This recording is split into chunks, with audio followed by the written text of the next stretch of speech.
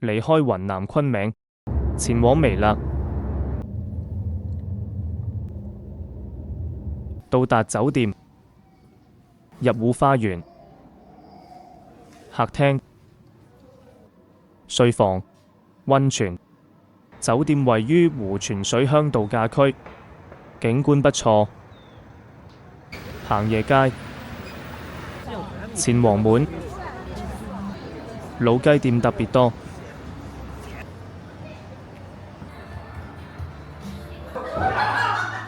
好開心，每次來到雲南都總要吃夜菌雞煲。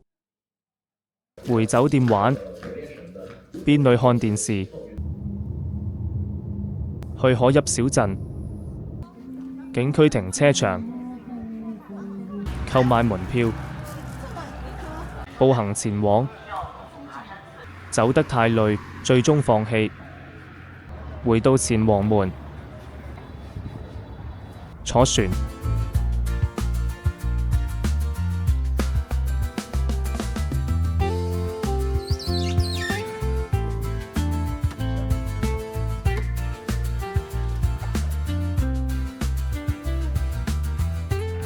午餐，夜菌牛肉火鍋，買杯咖啡，到附近公園，坐在草地上，一邊曬太陽，一邊飲咖啡，散下步睇下風景。邊裏比較大小姐脾氣？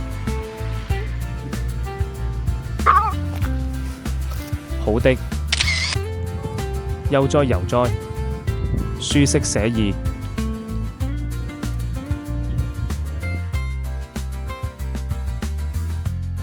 啲啲比較好奇。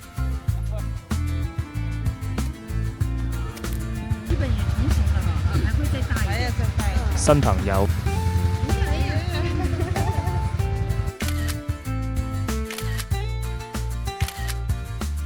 看日落。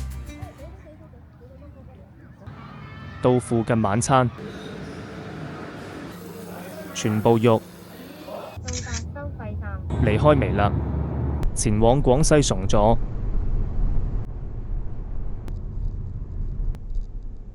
租了2間房，離開崇左，回中山了。乖乖的，